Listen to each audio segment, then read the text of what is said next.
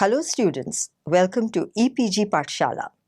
I am Dr. Shalini Suryanarayan from the Department of Sociology at Hindu College, University of Delhi. Today we are going to discuss about the module, the school and the university from the paper Education and Society. So students, let us see what we are going to learn in this module. This module serves to provide an understanding of the historical background, perspectives and concepts of school and university as institutions of learning. I quote Abraham Lincoln, who says, "The philosophy of the schoolroom in one generation will be the philosophy of the government in the next." We can never undermine the importance of schooling indeed. And according to Jawaharlal Nehru, a very often repeated quote of his, "The university stands for humanism and tolerance, for reason, for adventure of ideas, and for the search for truth.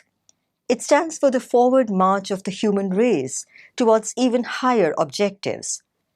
If universities discharge their duties adequately, then it is well with the nation and the people." All of us are aware of the existence of schools, colleges, and universities. Some of us indeed have been privileged to spend a significant portion of our lives gaining education within the haloed precincts of schools and universities. And yet, how often is it that we stop to ponder and ask ourselves, what is a school? What constitutes the essence of schooling? How is the university different from the school? How do these institutions relate with society? Perhaps not so often. The beauty of organized social life is such that we tend to take many aspects of social organization for granted. However, this is where the sociologist steps in. Sociologists specifically study the ways in which institutions and processes are organized within society and how they relate with one another. In this module, you will learn about one of the most fundamental institutions of organized education, the school and the university. What is a school? A school is an institution designed for the teaching of students or pupils under the direction of teachers. Most societies have at least some system of formal education, which is commonly compulsory, and it is administered wholly or partly through state intervention. The use of the term school varies by country, as do the names of the various levels of education within the country's educational system. There are also several categories among schools themselves based on the source of funding, level up to which they impart education, and the medium of instruction, whether it houses boarders or students are day scholars, etc. However, in this module, our principal focus is on the understanding of the concept of school as an institution in its most basic and general sense, and placing it in perspective sociologically. The school can be understood sociologically at two levels. At the micro level, the school itself becomes the object of study. It can be understood as a social system with its own unique culture and values. It is characterized by the division of labor and patterns of interaction, a system of stratification and power relations. At the macro level, one looks at the patterns of interaction between the school and the community, including the state, the parents, students, and other stakeholders. Members of the school also have simultaneous occupation of other social groups. At the wider level of analysis, a school can be regarded as a part of the wider network of the school system and the social matrix in general. Schools, as we know and understand, did not always exist in society. These are the products of modernization. One of the earliest accounts of the school is found in a collection of lectures by Dewey brought out in 1899. Called The School and Society, this book generated considerable interest in the role of the school as a social institution and its contribution to the community. In 1968, Martin Shipman's Sociology of the School presented various perspectives on the school. In the early 20th century, educational sociology had started being taught as a distinct subdiscipline and the discourse on schools and schooling occupied a central place within it. The school is not merely a physical construction, it is also an ideological one. Each participant in school life, teacher and student, also constructs his own reality about the school. So a school is not just a social institution, it is a constructed one out of the meanings that the participants endow it with. The school has certain external social linkages, such as with the state and society, and a very real internal dynamics of its own. Often, it is the state that intervenes to constitute and standardize the curriculum that is to be taught and to ensure uniformity in the manner in which students are to be graded. Both sets of processes are real and, while being mutually discrete, are also intertwined with one another. Society also has certain expectations from schools in general and certain specific schools in particular. Objectives of schooling. The principal objective of schooling is, of course, the most obvious one: to impart education.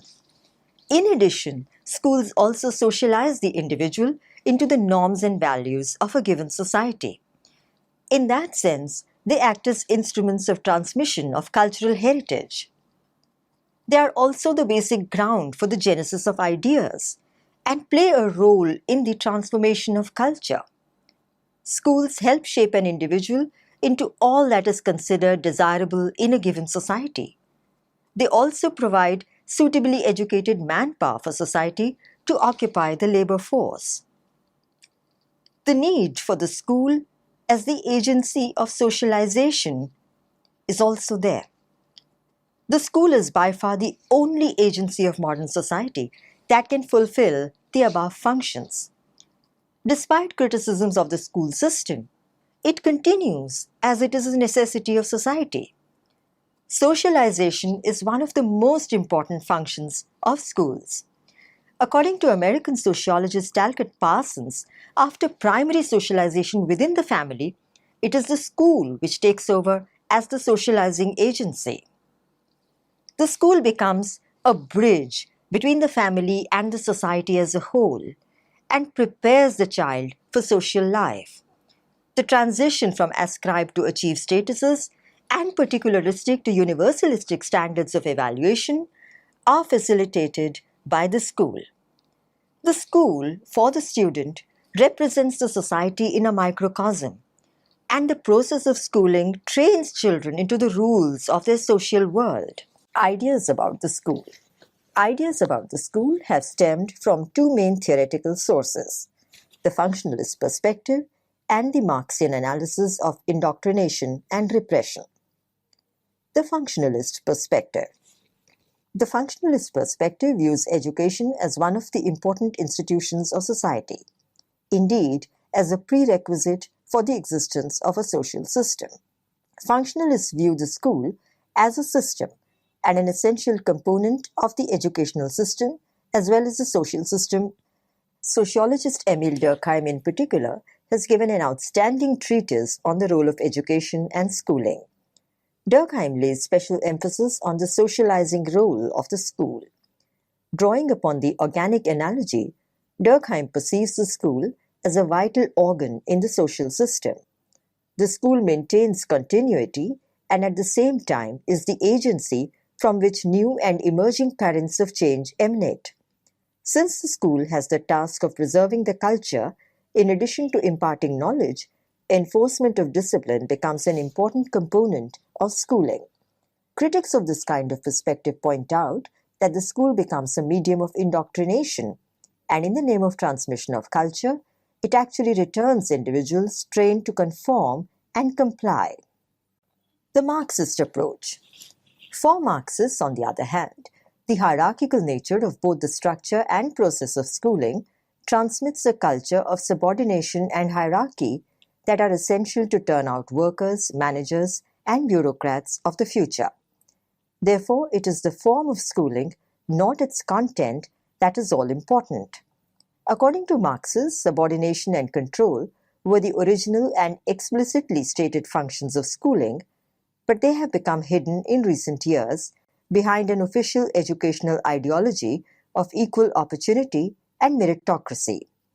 Consequently, this perspective has its starting point the political nature of schooling and questions in whose interest the system works.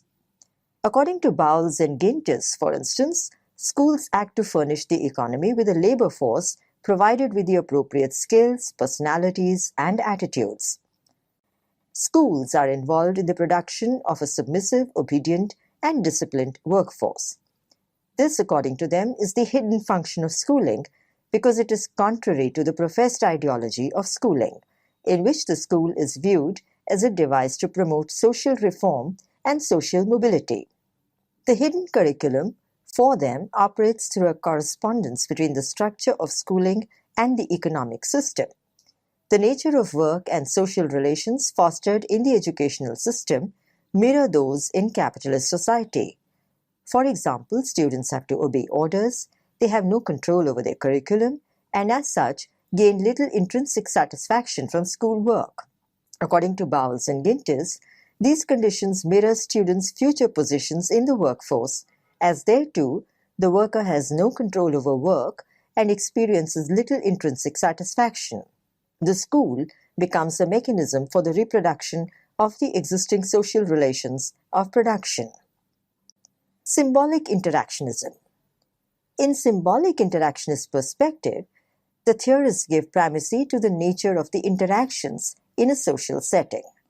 This perspective suggests the idea that the reality of the classroom is a negotiated reality between students and teachers, constituted of the curriculum and the classroom as the site for interaction. Through Irving Goffman's dramaturgical approach, the school can be seen as a stage where students and teachers present themselves in prescribed manners, negotiating their daily worlds to ensure that performance disruptions do not occur. Students who perform best are rewarded, while underperformers are coaxed into conformity. Sociologist Irving Goffman's framework of the total institution is also useful for understanding the school, especially the boarding school. In a total institution, inmates lead enclosed, formally administered lives. There is a prescribed pattern and a privilege system designed to reward those who conform. Inmates are viewed in opposition to the staff. The staff form a separate and superior category. Inmates are raw material of the routine work of the staff, and arrangements are made to administer them efficiently.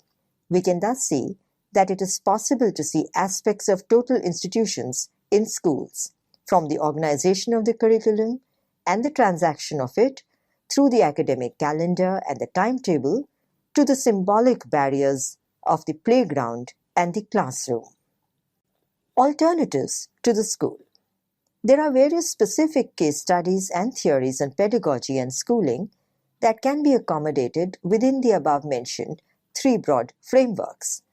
Some of these question more deeply the merits of the existing school system and pedagogic practices.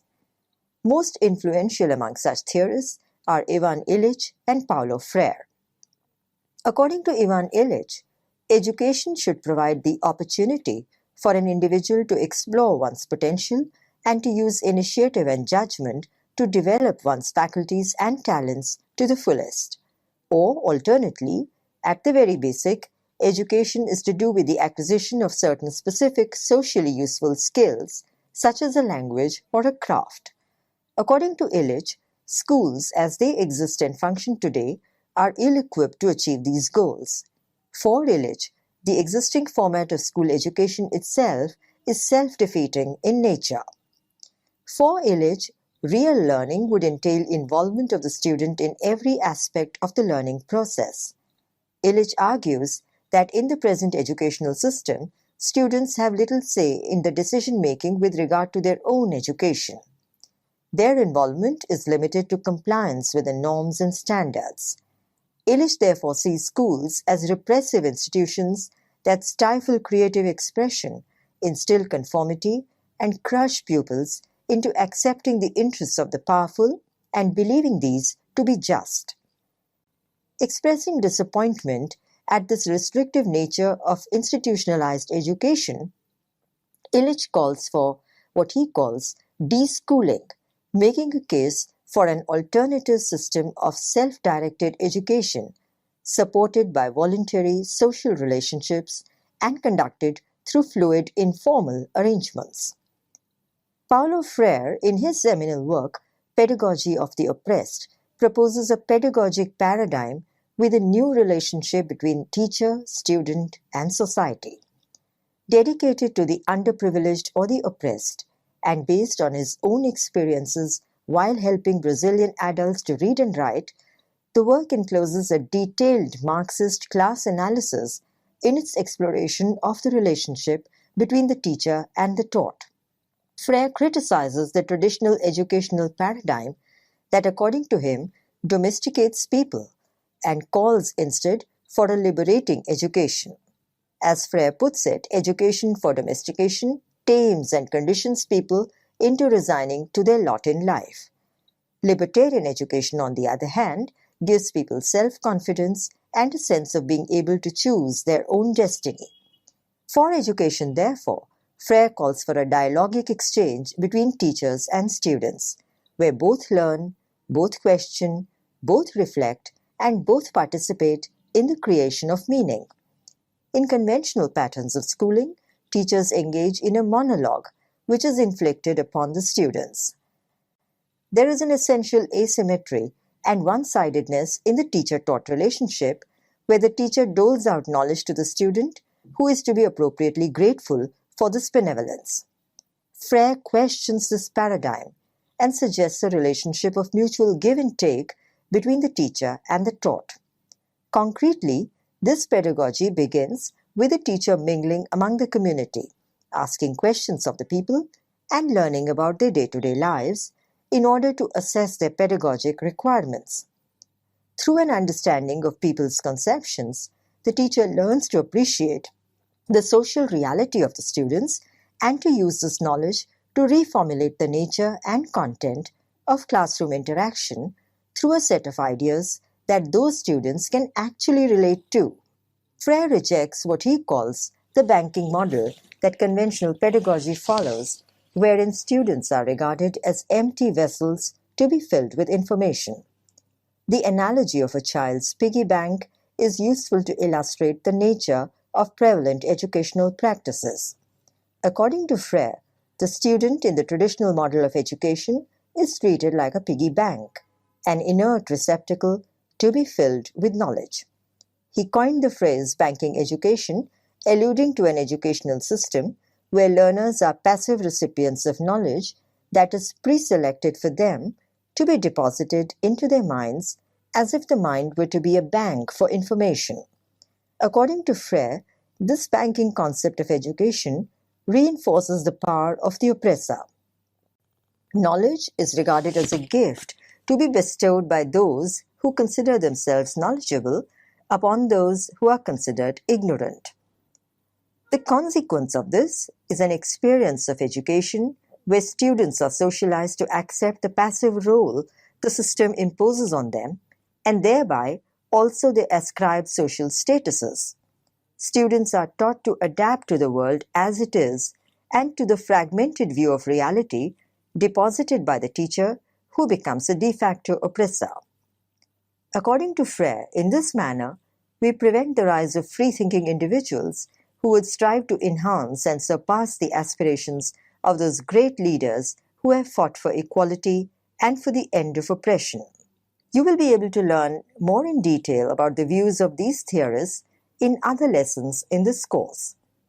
The main idea that we must appreciate at this point is that the school and the university, especially the former, do often appear to function as autocratic, unidirectional structures of command.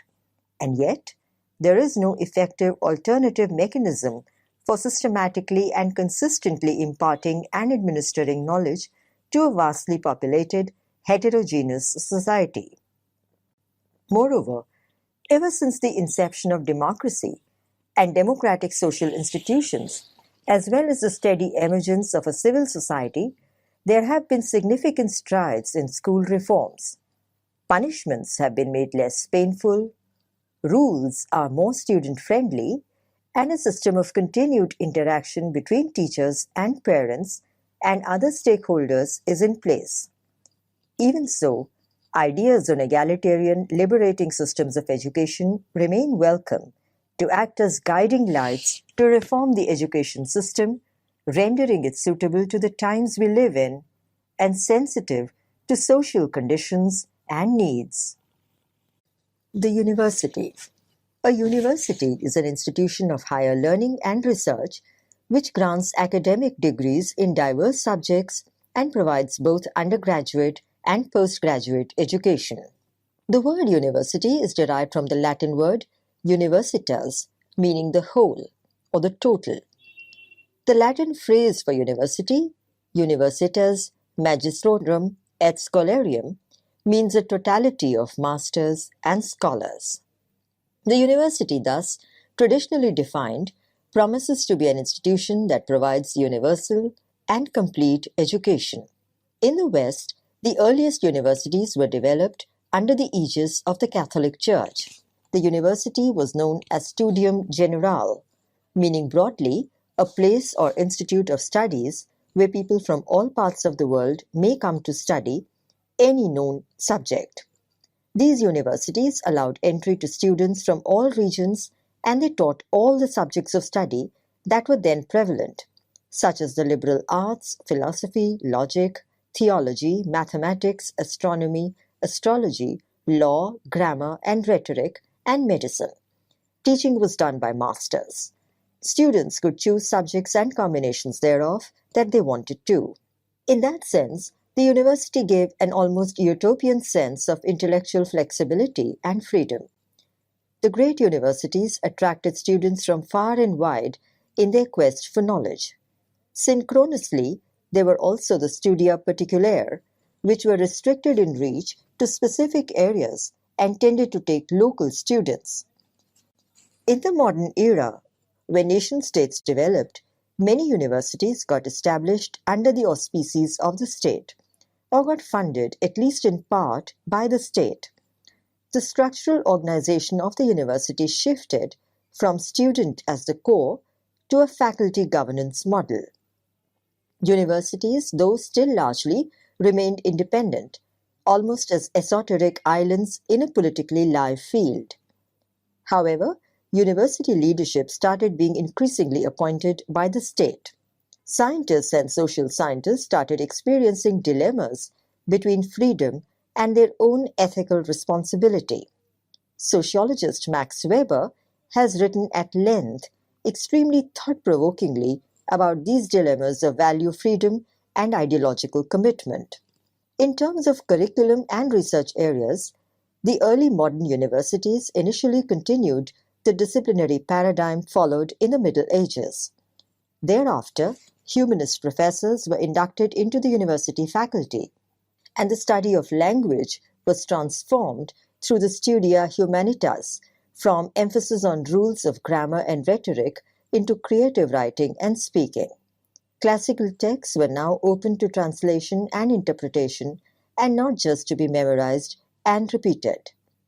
This gave further impetus to the idea of intellectual freedom that the university is founded upon. However, at the level of functioning, there have been limits to these notions of unrestricted freedom because universities are bound within demarcated physical spaces and usually, therefore, can admit only a definite number of students and faculty based on certain rational criteria.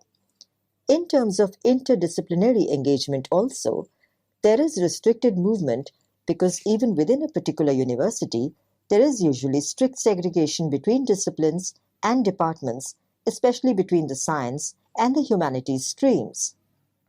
Organization of the university system. Most universities have a common basic pattern of organization. At the helm is the syndicate or a governing board. There is a president or a chancellor who, in the case of state-owned or funded institutions, is the head of state or province, a vice president or a vice chancellor who is a scholar of eminence and the de facto head of the university and is appointed for a specific term at the pleasure of the chancellor. In addition, there are deans of various divisions and departments. Universities are generally divided into a number of academic centers, departments, or schools or faculties. There may be a number of colleges in a university. Colleges function in coordination with the parent university. In most countries, colleges provide undergraduate and postgraduate degree or diploma programs, while research studies are conducted in the universities. There may be variations within this scheme based on a number of extraneous factors such as age of the institution, space available in terms of buildings, specialized agenda of the institution, and the source or agency of funding, etc. In a public university system, the government or government-run higher education board reviews the finances and allocates funds for each university in the system. In spite of this reliance on the government, public universities tend to enjoy a considerable degree of academic freedom. Private universities are privately funded, and while they may have certain autonomy from the state, in many cases they lack the diversity and the intellectual freedom that the public university enjoys. In India, the National Assessment and Accreditation Council, or NAAC, conducts mandatory assessment of universities, both public and private, and thus acts as a safeguard of quality as well as brings out a standardization of curricular and pedagogic practice. There are also deemed universities, which are high-performing institutions that hold much promise. Sometimes the word varsity is used synonymously with university. The term varsity finds some prevalence in the United Kingdom and some Commonwealth countries. Dilemma between university autonomy and academic accountability. The Humboldtian model. In the 19th century, the German university pattern was developed, conceived by Wilhelm von Humboldt, and this laid stress on academic freedom, discourses and seminars, and research laboratories in universities. In contrast, the French university model was one of strict discipline and control over every aspect of the university. The idea of a university ambience in which teaching and research took place, combined with the search for objective truth, were the keynotes of the German Humboldtian model. It espoused intellectual freedom in research and teaching, university autonomy, the growth of independent disciplines with their own standards and priorities, and internationalism. Since the very beginning, universities have been international institutions. This model became popular in America and the rest of the free world from the 20th century onwards. However, though this intellectual freedom is refreshing and can lead to productive research, the construct of free intelligentsia, or the unattached intellectual, has led to serious questions about the elitism of universities. Education is not and should not be the preserve of the social elite. There was also felt a need for skill-based vocational training to be imparted through universities. Furthermore, with the increasing dominance of the free market economy and consequent economic globalization, research has become greatly aligned with market requirements. Research is encouraged and funding more readily available in those areas that stand to support certain political or economic agendas. Teaching and research are also no longer necessarily interlinked. Students too tend to view university education as a means to a market-centric, and technical and skill-based courses are emerging more popular than pure disciplinary areas. Universities have also been brought under the ambit of corporate social responsibility, and their goals are required to be in tune with the values of wider society in which they thrive. Despite the lofty ideals under which universities were conceived, they have, for the main, had to come out of their ivory towers, and the imagery of the maverick professor in the search for truth is possibly an exception rather than the rule. Evaluation. Universities provide the space for scholars and scientists to pursue knowledge, to teach and learn, and to publish their findings. In a democratic society, academics sometimes also behave as public intellectuals. They pronounce their opinion on matters of state and society, and more often than not, Their views are highly regarded. Hence, they have this immense burden of integrity and credibility. At the institutional level, all the universities enjoy a certain amount of autonomy of governance and decision-making. It is also equally important that they be brought under some agency for monitoring and standardization of syllabi and educational standards. There is always a possibility that in a modern capitalist economy, curricula and research agendas could be market-dominated. There is also the possibility of ideological biases. Hence, subjecting the university to public gaze and peer review is ironically in the interest of safeguarding the objectivity and integrity of the institution. Universities too have to follow the practices of social justice and equity that operate in the wider society in which they exist. In the long run, the process of review helps stimulate the academic environment for promotion of quality in teaching, learning, and research in institutions of higher education. It encourages self-evaluation, accountability, autonomy, and innovations in higher education. This ultimately benefits all stakeholders and contributes to the overall development of a nation. It also makes the educational system globally competent, competitive, and viable. So students, let us summarize what we have learned in this module. Education is one of the most fundamental of all social institutions. Schools are the basic agency outside of the family which help in the process of socialization. As teaching institutions, both schools and universities are the creators and transmitters of intellectual tradition. It is not sufficient for an institution to fulfill its own esoteric objectives. The educational institution has to be socially sensitive and take a proactive role in serving the good of society, including the poor and the marginalized. The values enshrined in the Constitution have to be the beacon lights of any institution. It cannot be the repository of knowledge without a conscience. Teachers and students have a dual commitment to knowledge and to society. Thank you.